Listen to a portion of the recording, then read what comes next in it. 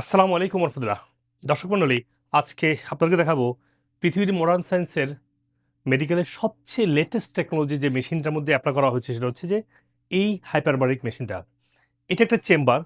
এই চেম্বারের মধ্যে হাই প্রেশারে শরীরের প্লাজমা মানে রক্তের প্লাজমার মধ্যেই আপনার অক্সিজেনকে স্যাচুরেট করা হয়। মানে এটাতে কোনো রিসার্চ বলে ৬০ গুণ, কোনো রিসার্চ বলে মিনিমাম ২০ গুণ বেশি অক্সিজেন স্যাচুরেট হয় যদি আপনি এই হাই প্রেশারের মধ্যে যদি ১ থেকে ২ ঘন্টা বসানো হয়। এবং ল্যাক অফ অক্সিজেন বেশিরভাগ রোগেরই কারণ। এটা নিয়ে মানে কয়েকশ মেডিকেল পাবলিকেশন হয়েছে, randomized কন্ট্রোল ট্রায়াল দিয়েছে যে এই মেশিনের মাধ্যমে মানুষের শরীরের ইন্টারনাল ফুল ফিজিওলজি চেঞ্জ করার কারণে আপনার যাদের ডায়াবেটিস আছে, যাদের ব্রেনে ব্লাড সিচুয়েশন কম অথবা বিভিন্ন অর্গান ডিসফাংশনিং আছে, সেক্সুয়াল ইস্যুগুলো আছে, তারপরে এখানে হার্টের ইজেকশন ফ্রাকশন অনেক কমে যাচ্ছে, আবার কতক লিভার সমস্যা, এবং দেখা গেছে সবচেয়ে বেশি ইফেক্টিভ দেখা গিয়েছে যে অটো ইমিউন পেশেন্ট যাদের শরীরের অ্যাসিডিক ব্লাড হওয়ার কারণে বহু রোগ ব্যাধি হয়। সেটা rheumatoid arthritis, lupus, Hashimoto, ALS, MS সহ যাদের অ্যালঝাইমার আছে, দীর্ঘদিন থেকে অ্যালঝাইমার আবার ডায়াবেটিসের দিকে চলে যাচ্ছে। এদের জন্য ব্রেনে অক্সিজেন স্যাচুরেশন বাড়ানো হচ্ছে বড় প্রক্রিয়া। তাদের এই অ্যালঝাইমার থেকে ডায়াবেটিস থেকে বের করে নিয়ে আসা। এটার একটা বড় ডেফিসিয়েন্সি হচ্ছে লিকি গাট। লিকি গাটের কারণে টক্সিন ডেভেলপ হয়ে এখানে অ্যাসিডিক এনভায়রনমেন্ট তৈরি হয়। সেই অ্যাসিডিক এনভায়রনমেন্টের জন্য যদি আপনি অক্সিজেনকে স্যাচুরেট করানো যায়, এটা আবার অ্যালকালাইনের দিকে চলে যায়। কারণ অক্সিজেন মানে হচ্ছে এখানে বেস তৈরি করে অ্যালকালাইন তৈরি করবে। একটা অটিজম পেশেন্ট, আপনি স্টেম সেল দিচ্ছেন। আমি বারবারই বলছি, অনেকে বলছেন স্টেম সেল উপকার পাচ্ছে না। আপনি স্টেম সেল দিবেন না unless it can mobilise to the body through this hyperbaric chamber oxygen saturation. যাদের স্ট্রোক কমপ্লিকেশন আছে, দেখেন স্ট্রোক কমপ্লিকেশনের কারণে আমাদের নার্ভ ড্যামেজগুলো হচ্ছে। এই নার্ভ ড্যামেজ হওয়া ছাড়াও আপনার ব্রেনেও কিন্তু একটা হ্যামারেজ হয়। তো ব্রেন হ্যামারেজ হওয়া বা ক্যারোটিড আর্টারিতে আপনার যে ফ্র্যাকচার হয় বা ইনফ্লামেশন হয়, পুরো প্রসেসের জন্য অক্সিজেন স্যাচুরেশনটা বাড়ানো অত্যন্ত জরুরি। কারণ এটা মানে অ্যাসিডিক অ্যালকালাইন এখানে big factor.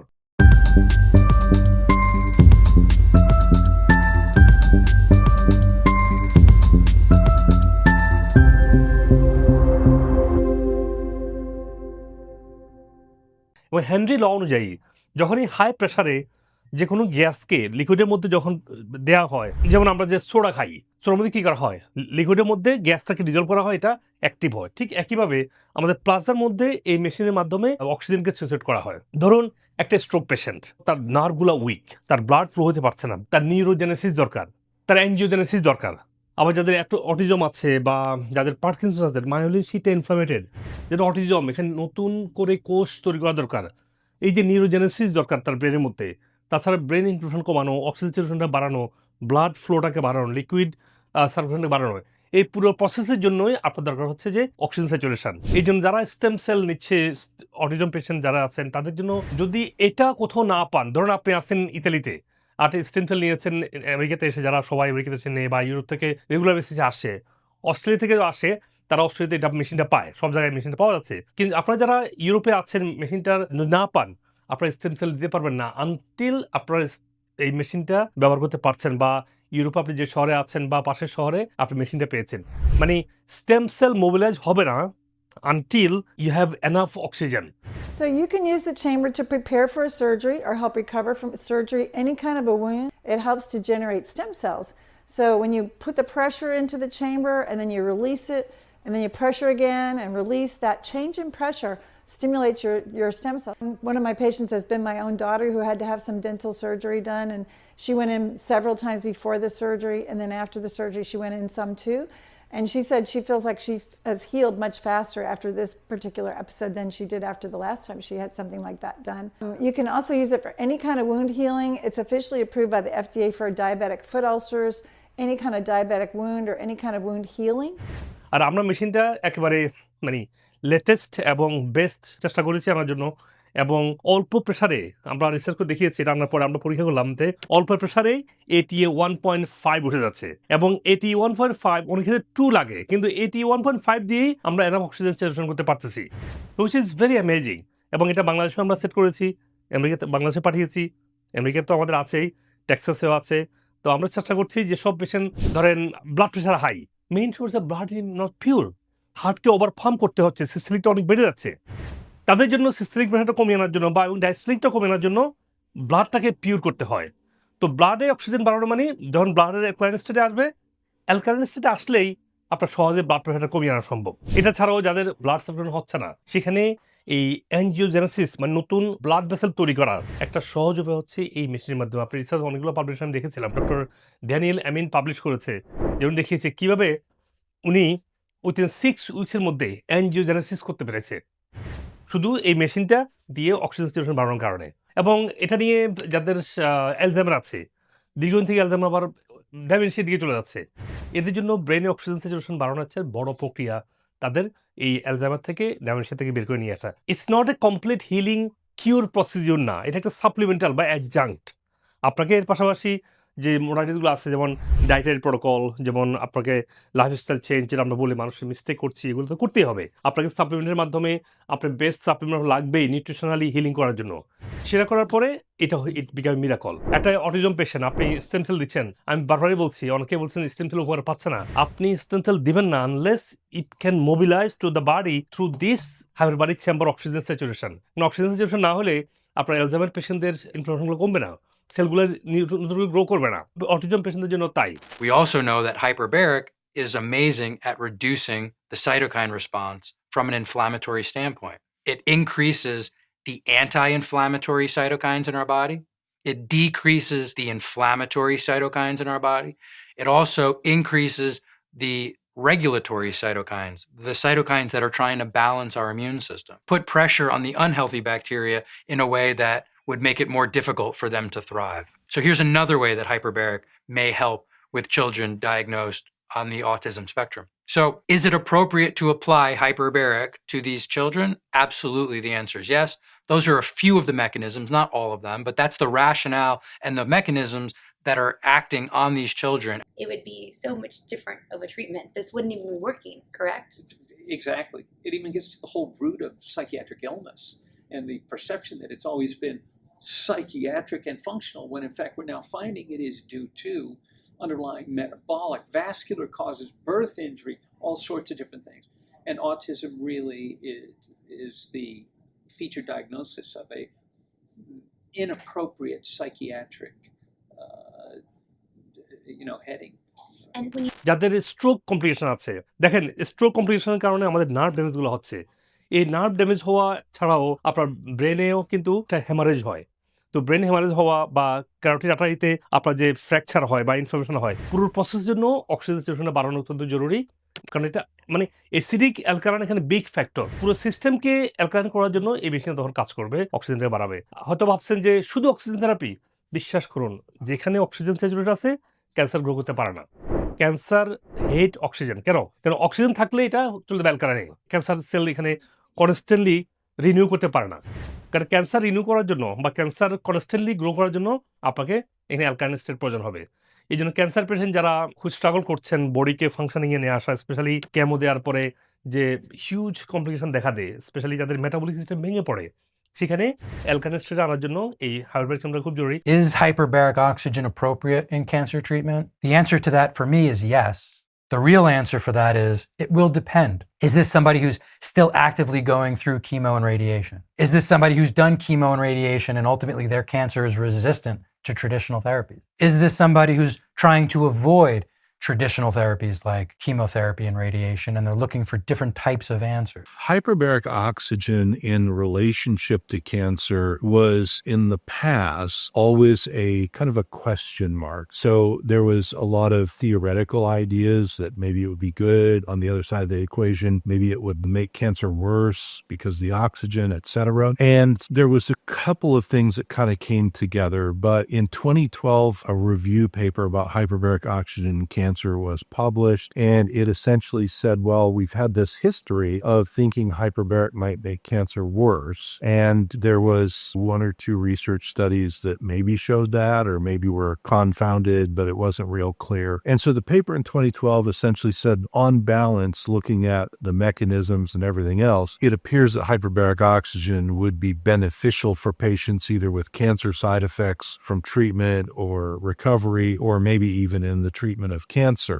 So then time marches on, and there was more research done and more mechanistic looking at hyperbaric oxygen and cancer. And in 2016, another paper was published that was, again, one of these sort of grand reviews of the literature. And essentially that paper in 2016 said, well, in 2012, we kind of turned the ship a little bit towards maybe this isn't so bad. Now we know these mechanistic reasons why hyperbaric oxygen would not only be good for people with cancer treatment-related side effects, but also for people with active cancer that might be undergoing other treatments to be supportive to their cancer treatment. আপনাকে আমি দেখাবো খুব সহজ process.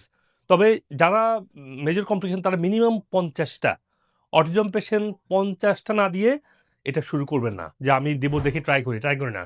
আপনাকে 50টা session দেওয়া লাগবে যারা autism আছেন বা অ্যালজাইমার অথবা ডাইমেনশিয়া অথবা স্পেশালি পার্কিনসন পেশেন্ট যারা আছেন মিনিমাম 50 সেশন লাগবে। এট দ্য বিগিনিং এটা শুরু করা হয়েছিল যে ওন হিলিং, তারপর একটা সার্জারি হয়েছে, সেখানে ইনফেকশন হয়। ওই ওন হিলিংটা বলা হয়েছে যে 70 গুণ বেশি কুইকার হয় ওন হিলিংটা। ধরেন আপনার একটা ওন হিলিং হতো আপনার 3 মাসে, সেটা 10 দিনে ভালো যাচ্ছে। কারণ কি? এই মেশিনের কারণে। তো ওন হিলিং দিয়ে আসলে এই মেশিনটা পৃথিবীতে প্রথম ইনভেন্ট হয়। পরে এখন দেখা যাচ্ছে যে আসলে অক্সিজেন স্যাচুরেশনটার সাথে আপনার স্ট্রোক পেশেন্টদের, আপনার অটিজম পেশেন্টদের, আপনার ডায়াবেটিক পেশেন্ট একটা হিউজ মানে ইনসুলিন ইনফ্লামেটরি কন্ডিশন, হাইপার ইনসুলিনিমিয়া কিন্তু একটা বড় হচ্ছে ইনফ্লামেশন, সেখানে এই মেশিনটা অত্যন্ত পাওয়ারফুলি কাজ করবে। তো আপনারা যেটা করে আমি এই ভিডিওর নিচে আপনাদেরকে যেটা লেটেস্ট রিসার্চগুলো আছে আমি দিয়ে দিয়েছি, আপনি একটু দেখবেন। এবং ওয়ার্ল্ড ওয়াইড ডক্টর যারা এখানে কাজ করছে, মানে প্রমিনেন্ট ডক্টর যারা আছে ওয়ার্ল্ড ওয়াইড, যারা ইন্টিগ্রেটিভ অ্যাপ্রোচ হিলিং নিয়ে কাজ করছে, তাহলে আমেরিকাতে doctor mark Hyman, doctor Daniel, I can go on and on, সব ডক্টররা সবাই প্রত্যেকে মানে মনে করছে এটা হচ্ছে ট্রিটমেন্ট। যাদের টেম্পোরারি ইনফেকশন, যেমন আপনার কারো হয়তোবা খাবার ইনফেকশন থেকে হয়েছে, কারো বা উইন্ডেড হয়েছে, যেমন একটা বাস্কেটবল প্লেয়ার তার কনকাশন হয়েছে, এই কনকাশনের ক্ষেত্রে সেক্ষেত্রে খুব কুইক অন্তত 10টা সেশন ভালো হয়ে যায়। যেমন আপনার হাতে কেটে গেছে বা কোথাও একটা ইনফেকশন সিচুয়েশন, শুধু 5টা সেশনে আপনি দেখেন আপনার যেটা 3 মাস 4 মাস লাগতো এটা হিলিং হতে, এটা 5টা সেশন দেওয়ার পরেই আপনার উইথিন এ উইক এটা 90% ভালো হয়ে যাবে। Now, what I did not expect was that a few days before that, I had taken my dog for a walk and I had hit myself against a wall and I had got a bruise on my hand. During the HBOT session itself, I started to feel that the pain in my arm is going down and even the color returned. Like the bruising really went away. I don't have these before and after pictures because honestly I was not expecting any major difference in my health after one session of HBOT. But just in one session I could see that the bruising had gone away. And then I went back and read about it, and yes, truly in areas where you have injuries, and many of us have these niggling injuries that we don't even know about, which are in our body, and just by that I saw that this kind of healing was happening inside me and it felt so amazing. আমাদের আমেরিকাতে medical ইন্স্যুরেন্সটা cover করে certain রোগের ক্ষেত্রে, সব রোগের ক্ষেত্রে cover করে না, কারণ ওটার উপরে এখনো এনাফ র্যান্ডমাইজ কন্ট্রোল ট্রায়াল করে মানে ইন্স্যুরেন্সটাকে অ্যাপ্রুভ করে নাই। এটা আস্তে আস্তে হবে, ডক্টররা চেষ্টা করছে, আমরা তো মাত্র শুরু করলাম। ভেরি কস্টলি মেশিন, আমরা আল্লাহর শেষ রহমতে আমরা সেটা করতে পেরেছি, আপনার দোয়ায় অবশ্যই। তো আমি চাই যে এটা সবার কাজে লাগুক এবং প্রত্যেকে এটা নিয়ে একটা বড় উপকার হবে, এটা আমাদের প্রত্যাশা। আসলে দেখি আমরা একটু শুরু করি। তো মেশিনটা যেটা হচ্ছে খুব সিম্পল। আপনারা এখানে আপনার যদি সন্তানকে নিয়ে বসতে চান, সন্তান যদি উইন্ডেড হয় অথবা অটিজম হয় অথবা স্পেশালি আজকে মানে 69% পেশেন্ট আজকে রেসপিরেটরি মানে অ্যালার্জি ইমিউন সিস্টেম সমস্যা ভুগছেন। আজকে পৃথিবীর 3 জনে 1 জন কিডস কোনো না কোনো অটিজম সাইনে আছেন। অটিজম সাইন বলতে আবার এরকম না যে সে কথা বলে না, হয়তোবা তার লার্নিং ডিফিকাল্টিজ আছে, তার বিহেভিয়ারাল স্ট্রাগল আছে, তার ট্যান্ট্রাম আছে, মানে কিছু না কিছু অটিজম স্পেক্ট দেখা যাচ্ছে। তো আমার যেটা করে মা বা বাপেরা, আপনারা প্যারেন্টসরা এখানে নিয়ে বসবেন, আপনারা এখানে আপনি নিয়ে বসতে পারবেন, এই যে এখানে আপনি নিয়ে বসতে পারবেন সন্তানদেরকে, হ্যাঁ। এবং যারা হুইল চেয়ার আছেন, হুইল চেয়ার নিয়ে এখানে আসতে বসতে পারেন, তাহলে বসতেও পারেন, এটা নিয়ে শুতেও পারেন, আপনি আর এখানে কোনো একটা কাজও করতে পারবেন। তাহলে আপনি যখন আপনার সন্তানকে বসছেন, সন্তানের যেমন উপকার হবে, আপনার নিজেরও কিন্তু ব্রেনে অক্সিজেন স্যাচুরেশনটা বাড়বে, শরীরের ব্লাড সার্কুলেশন হতে মেটাবলিক বহু ধরনের আপনি হেল্প পাবেন। তো আপনি যখন এখানে বসবেন, ইটস আবার কোনো রিস্কি না, কারণ আমি গত 4-5 দিন আগে, 3-4 দিন আগে এক ডক্টরের সাথে মিট করি, সেটা হচ্ছে ডক্টর ফ্লোরিডাতে আর কি। তো উনি বললেন যে আমার পুরো চিকিৎসাটাই হচ্ছে এই মানে হাইপারবারিক চেম্বার বেসড। উনি বলছেন তার জীবনে একটা ইনসিডেন্ট দেখা নাই যে সাইড ইফেক্ট হয়, এই লেভেলে এটা উপকারী, কারণ এটা জাস্ট অক্সিজেন স্টেশন করছেন আপনি। তবে হ্যাঁ, যদি কারো কানে মেজর ইনফেকশন থাকে, দীর্ঘদিন থেকে গড়ে ওঠা ইনফেকশন, সেক্ষেত্রে এই প্রেশারটা আপনাকে একটু হার্ড করতে পারে। So you have to be careful. Other than that, যাদের হার্টের ইজেকশন ফ্র্যাকশন 20% নিচে চলে আসছে, এই দুইটা কন্ডিশন ছাড়া আর সব ক্ষেত্রে এটা সেফ। যে কোনো লেভেলে এটা কোনো ধরনের কমপ্লিকেশন প্রমাণ পাওয়া যায়নি। তবে যেহেতু এটা হাই প্রেশার দেওয়া হচ্ছে, একটু নয়েজি, একটু হয়তো ফ্যাটিক ফিল করতে পারেন, but it is very temporary. Other than that is safe এই চেম্বার। But if you feel bad, you can call emergency. ইসি আপনি আপনার হাতে অফ অন করতে পারবেন, আপনি কল করতে পারবেন। এই যে কল, আপনি বেল দিতে পারবেন, কল করতে পারবেন। আপনি এখান থেকে মানে এখান থেকে সবাই দেখতেও পারবেন অফিসকে। মানে তাছাড়াও আপনি নিজে অফ করতে পারবেন, নিজে এটা কন্ট্রোল করতে, নিজে কল করতে পারবেন। So is safe and effective. And এমনি চিকিৎসা ব্যবস্থার মূল কি? চিকিৎসার মূলই তো হচ্ছে যে do no harm. Father of modern medicine বলেছেন যে চিকিৎসা হতে হবে ডু নো হার্ম। আপনি কাটাকাটি, চিরাচিরি, সার্জারি, এটা সেটা it's not the model of medicinal treatment that hypocrites, who is the father of medicine, started.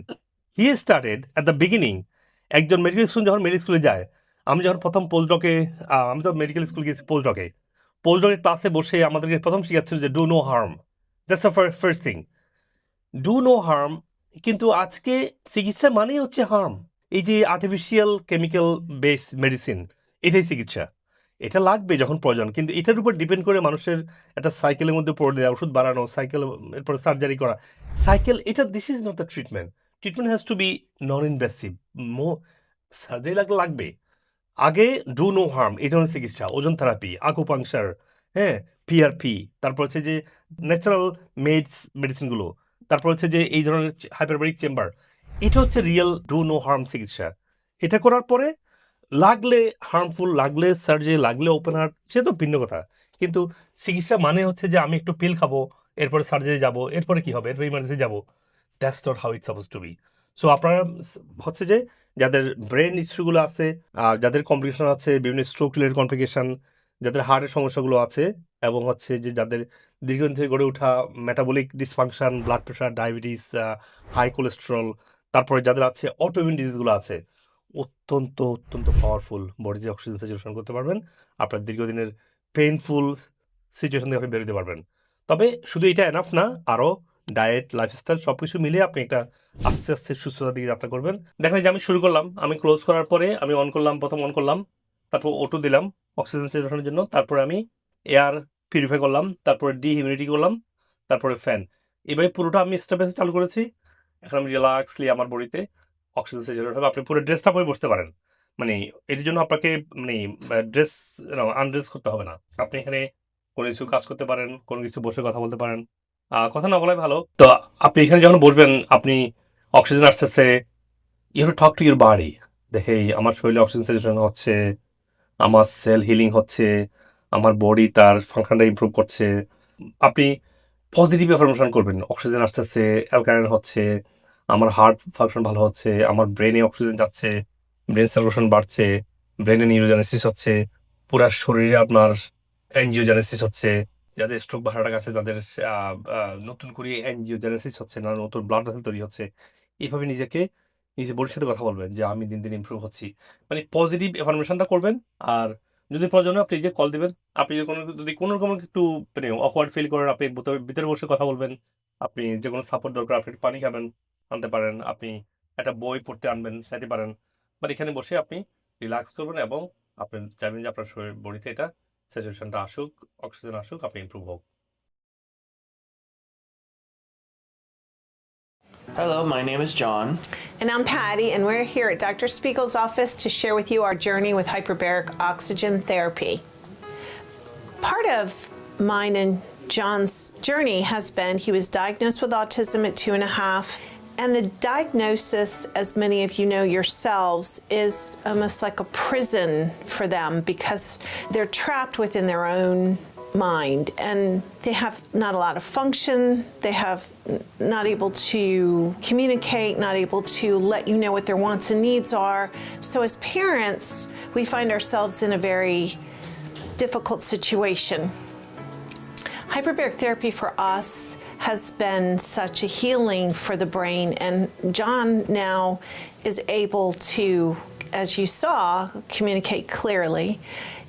He knows what his wants and needs are, and I'm happy that I don't have to guess where he's at or what he needs anymore, that he can tell me that.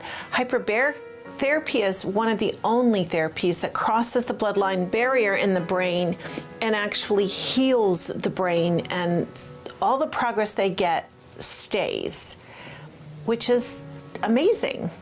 Now, this HBOT therapy is something where they put you in a chamber and increase the pressure with which oxygen goes into your body.